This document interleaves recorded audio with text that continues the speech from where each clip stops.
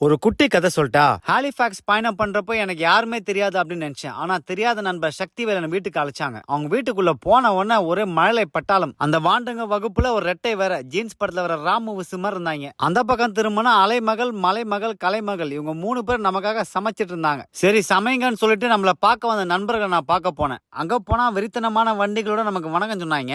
அப்படியே ஷாக் ஆயிட்டேன். அவங்க கிட்ட கொஞ்ச நேரம் உடல் ஆரோக்கியத்தை பத்தியும் மனநல ஆரோக்கியம் பத்தியும் பேசிட்டு ஒரு வணக்கத்தை வச்சுட்டு இந்த பக்கம் வந்தா குட்டிகளோட குதூகலம் வணக்கம் சொல்றாங்க. கேக்குறீங்களா?